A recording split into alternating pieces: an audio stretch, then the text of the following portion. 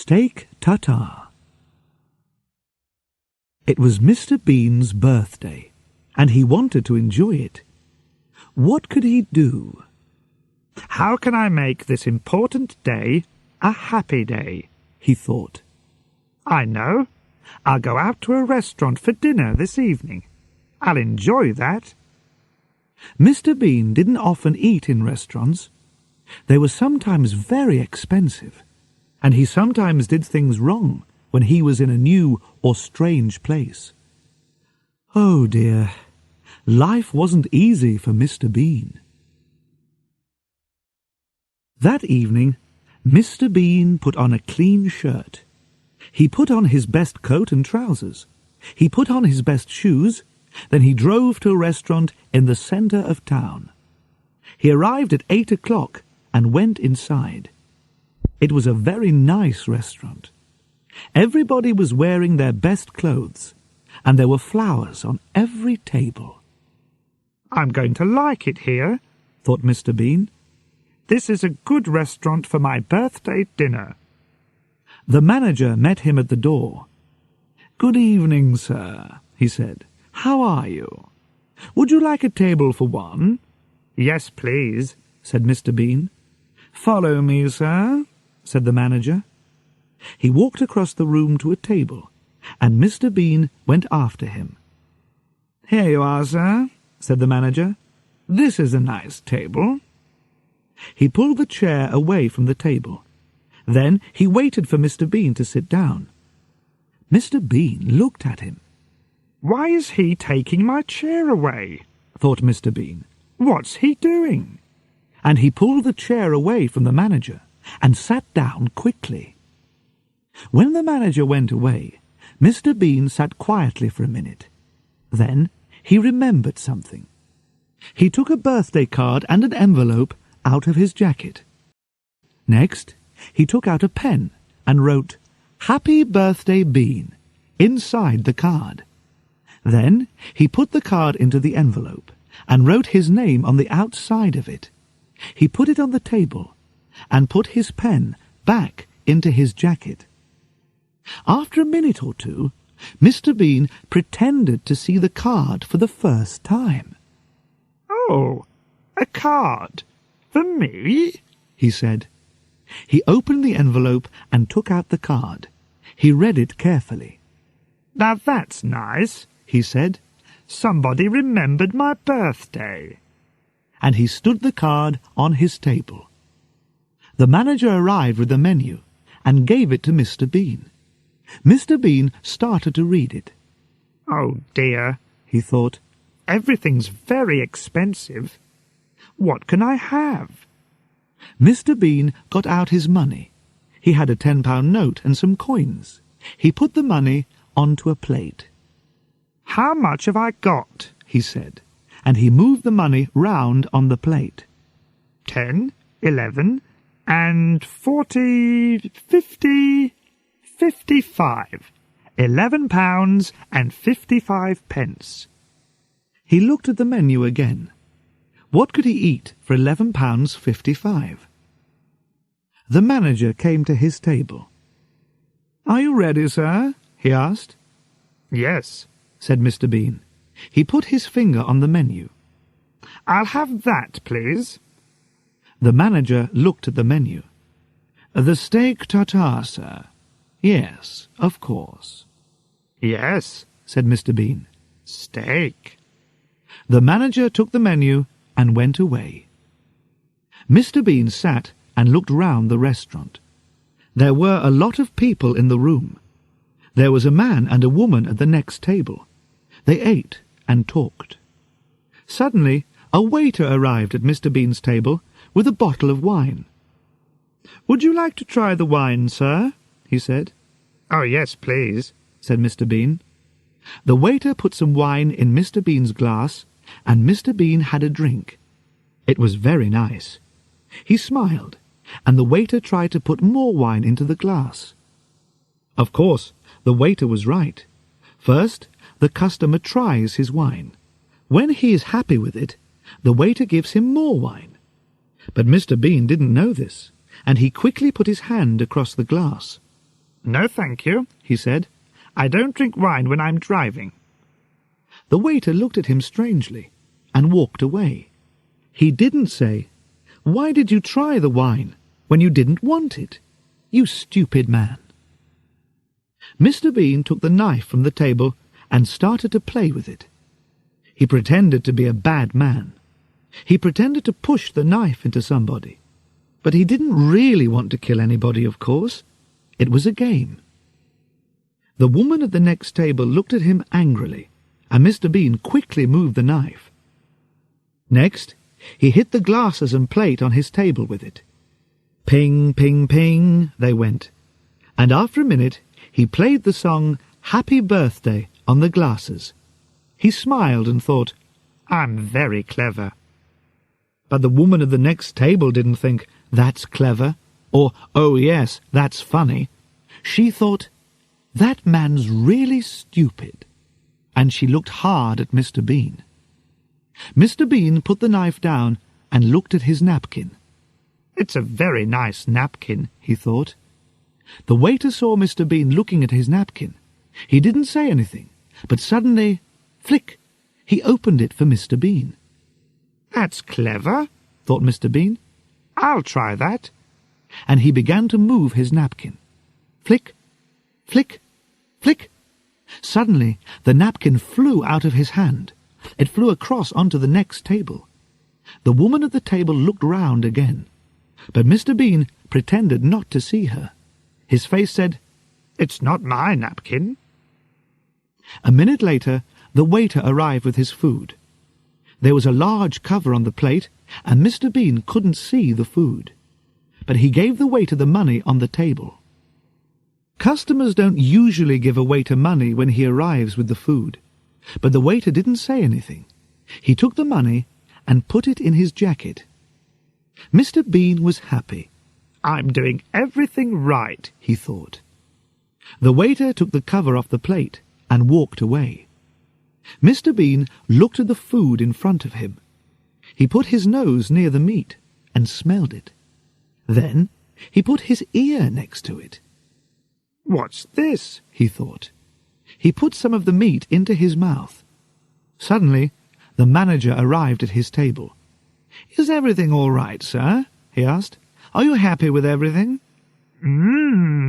Said Mr. Bean. He smiled. The manager smiled too.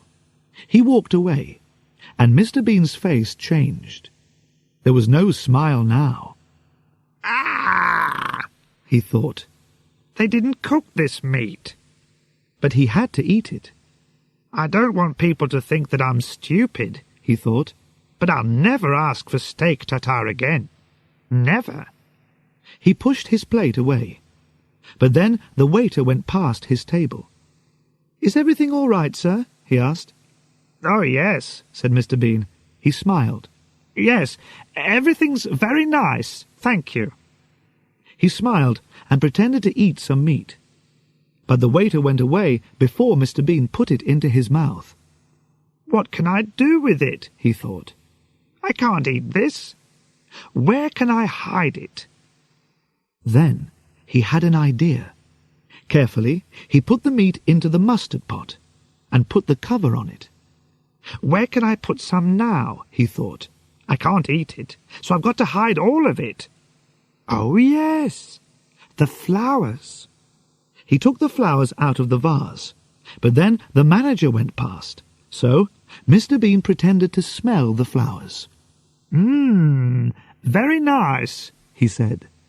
The manager smiled and walked away. Quickly, Mr. Bean put some meat into the vase and pushed the flowers in on top of it. He looked round the table. "Where next?" he thought. "Yes, the bread." He took his knife and cut the bread roll. Then he quickly ate the middle of it.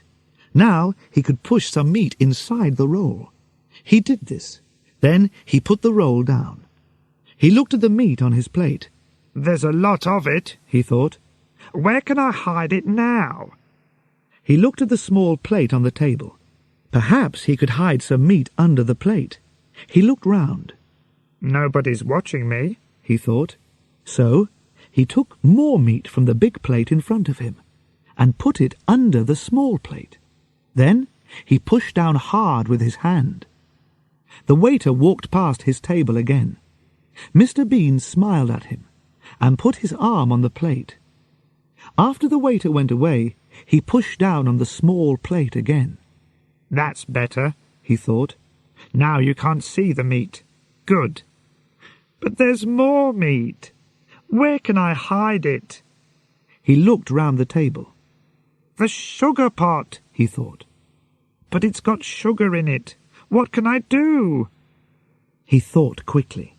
Then he put some sugar into a wine glass.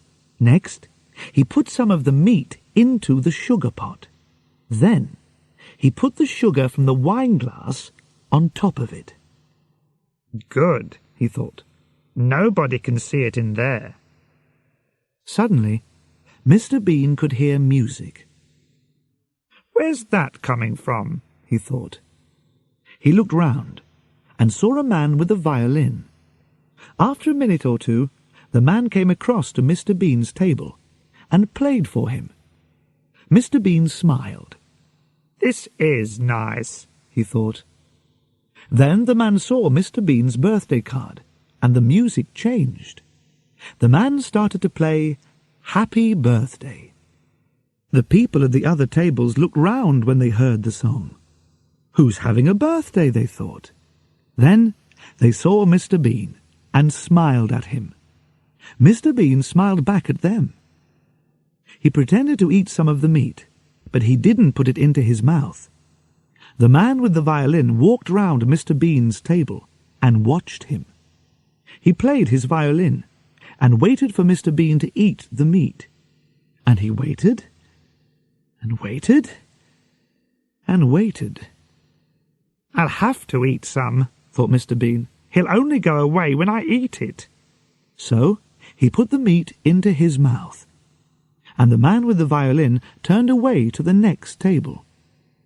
The meat was in Mr. Bean's mouth, but he didn't want to eat it. He wanted to put it somewhere. But where? He looked at the man with the violin. He moved quickly. He pulled open the back of the man's trousers and opened his mouth. The meat fell inside the trousers. He smiled. "That was clever," he thought. The man with the violin moved round the next table. He played a song to the man and the woman. The music was very beautiful. They listened and drank their wine. They watched the man with the violin, so their eyes weren't on Mr. Bean. Nobody's eyes were on Mr. Bean. He saw this, and he had an idea. Mr. Bean quickly took the woman's bag from the floor. He opened it and pushed some meat inside it. Then he put the bag on the floor again. But when he did this, he accidentally put his foot out.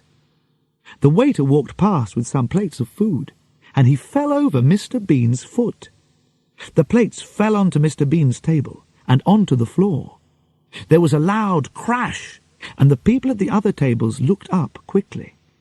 "What happened?" they said. Then they saw the waiter on the floor. "Oh dear," they said. Now Mr. Bean had another idea. Here was the answer to his problem. He moved very quickly.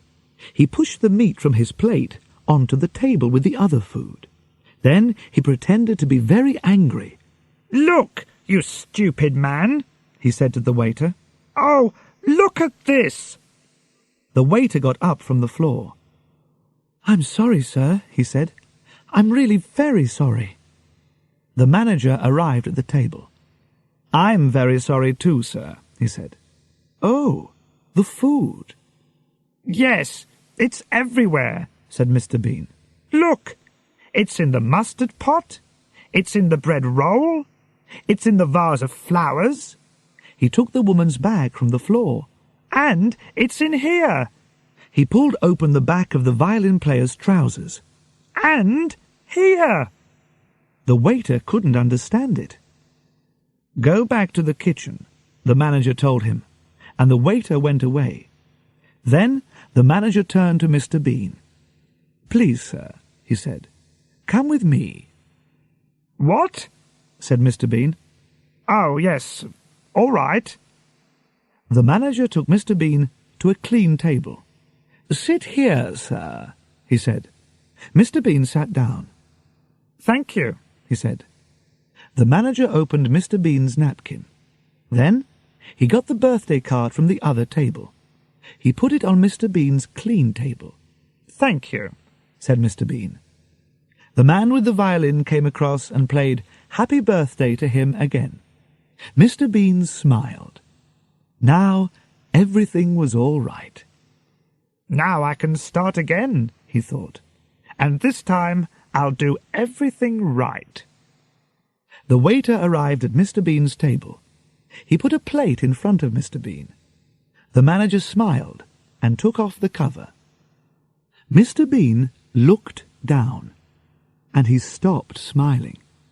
There, in front of him, was a very large plate of steak tartare. The launderette. A lot of Mr. Bean's clothes were dirty. "I'll go to the launderette this morning," he thought. "I'll take the car." He put his dirty clothes into a very large black bag and took the bag out to his car. He put it inside. Then he got in and drove to the launderette. The launderette wasn't very busy that morning. Before Mr. Bean arrived, there were only 2 women there. The younger woman was with the launderette manager. "I've got to wash a lot of clothes," the young woman said to the manager. "I'll want a big washing machine." "This is one of our bigger machines," said the manager. "Use this." At that minute, Mr. Bean arrived. He had the black bag on his back, and he couldn't get it through the launderette door. "Oh," he said. He pulled and he pushed. He pushed and he pulled. In the end, he got the bag inside. He took it across to one of the washing machines. "Money," he thought. "I want 2 one-pound coins for the washing machine." He took 2 one-pound coins out of his jacket and put them on the top of the machine. But then Mr. Bean saw a note above the washing machine. Machines now cost £3. "Oh, no," thought Mr. Bean. "Have I got another one-pound coin?" He looked in his jacket and his trousers, but he could only find a 5-pence coin. He put this on top of the washing machine. Then Mr. Bean remembered something. He did have another 1-pound coin. But he looked round. The young woman was next to the big washing machine. Mr. Bean saw her putting some clothes into it. The launderette manager was busy in his little office. "Nobody's watching me," thought Mr. Bean. "Good." He opened the front of his trousers. Then he started to pull out some string. The young woman turned suddenly and saw Mr. Bean pulling the string out of his trousers. "What is that man doing?" she thought. Mr. Bean saw her looking and turned away quickly. But now the older woman looked at him, her eyes open wide. "That's a strange man," the woman thought. "He's got string inside his trousers." On the end of the string was some paper, and inside the paper was a 1-pound coin. Mr. Bean smiled. He took the coin out of the paper and put it on the top of the washing machine. Then he put the 5-pence coin back into his jacket. Next, he opened the washing machine. A man came into the launderette with a bag of dirty clothes under his arm. He was young and strong. When he saw Mr. Bean, he smiled. But it wasn't a nice smile. He didn't say hello or good morning. He pushed Mr. Bean away from the washing machine. "What?" began Mr. Bean. Then the young man pushed Mr. Bean's 1-pound coins onto the next machine. Mr. Bean was angry. He turned round to speak angrily, but then he saw the young man taking a white karate suit out of his bag. "A karate suit," thought Mr. Bean. so he can fight. Perhaps I won't say anything. The young man pushed his white karate suit into the washing machine. Then he put some money into the machine and sat down on a chair. He took a magazine out of his bag and began to read. Mr. Bean started to put his clothes into his washing machine. There were some pairs of underpants. Monday, he said, and he put one pair into the machine. Tuesday, he put the next pair into the machine. Thursday, Friday, Saturday. 3 pairs went into the machine. Mr. Bean stopped. Wednesday, he thought. Where are Wednesday's underpants? Oh, it's Wednesday today, and I'm wearing them. What could he do? He had to wash them, so he had to take them off. He looked round. Where can I go? He thought. There was a partition near the washing machines. I'll go behind that, he thought. He started to walk to the partition, but the young man put his legs across the floor. He wanted to make Mr. Bean angry. But Mr. Bean remembered the karate suit. The man could fight. He walked round the young man's legs and said nothing. He went behind the partition and carefully took off his brown trousers. The young woman put some of her clothes into one of the very big washing machines. The other clothes were on the top of a smaller machine near the partition. She didn't watch her clothes very carefully. She didn't see Mr. Bean put a hand round the partition, and she didn't see him put his brown trousers down with her clothes. Mr. Bean took off his underpants, Wednesday's underpants. Then he put his hand round the partition. He took something, but it wasn't his brown trousers. It was a long brown skirt. Mr. Bean put on the skirt and came out from behind the partition. He walked back to his washing machine. The young woman took the brown trousers from the top of the smaller washing machine. She didn't look at them. She put them into the big machine. Next, she shut the door of the machine and took a magazine. Then she sat down on a chair near the dryers and started to read.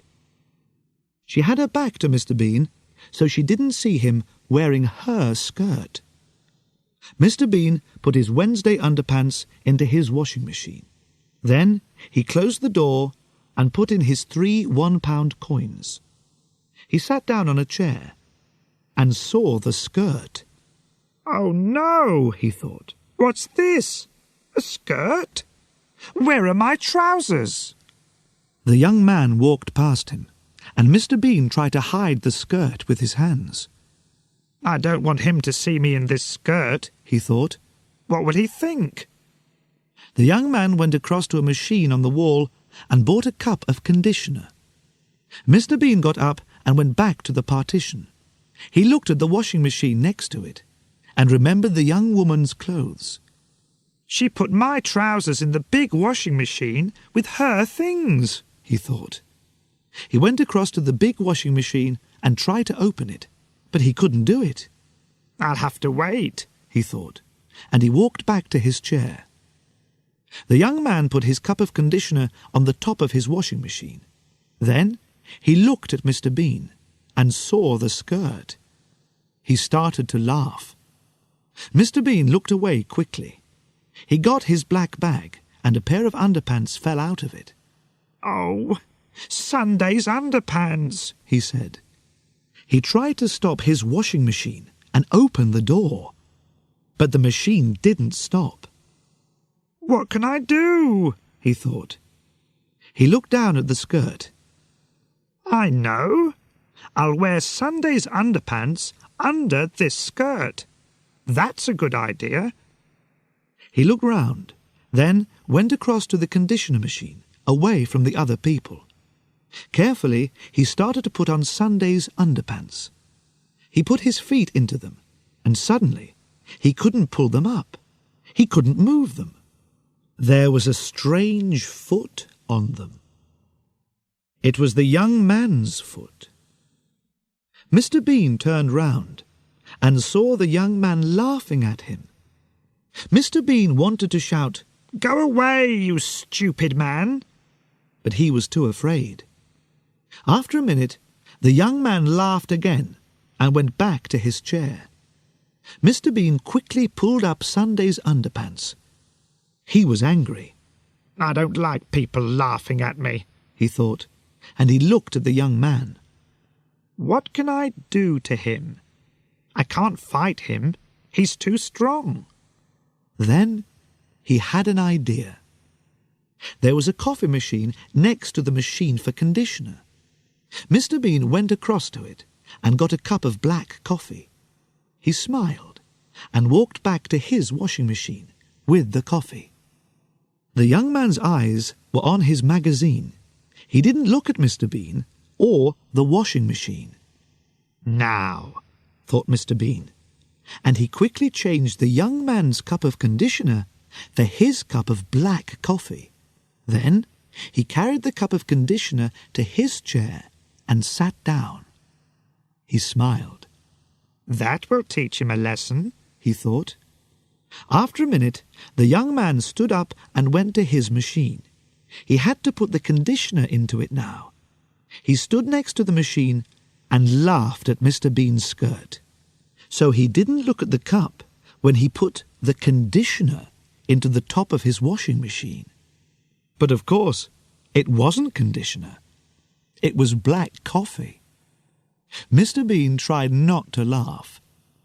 The young man sat down in his chair again and looked across at his washing machine. There was a window in the door, and the young man could see his white karate suit going round and round in the water. But the suit wasn't white now. It was brown. "What?" he shouted. He jumped up. He ran across to the cup and looked inside it.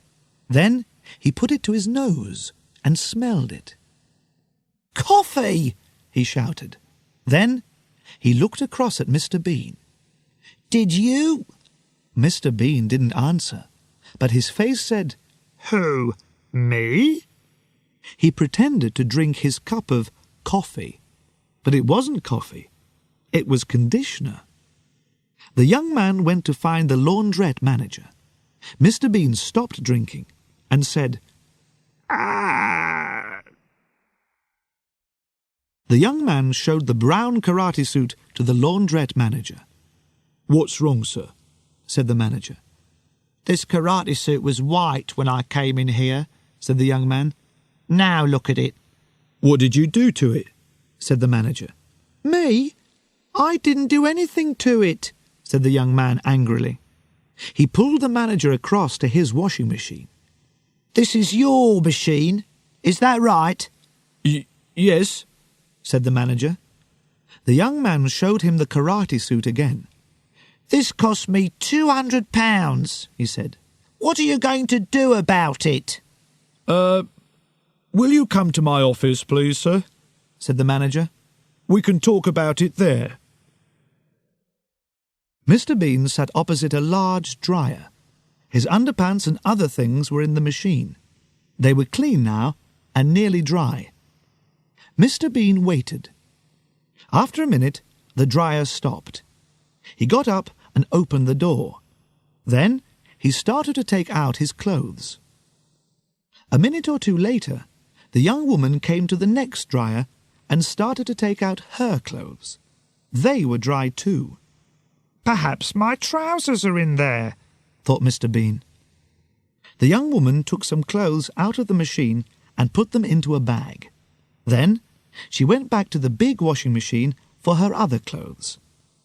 Mr. Bean moved quickly.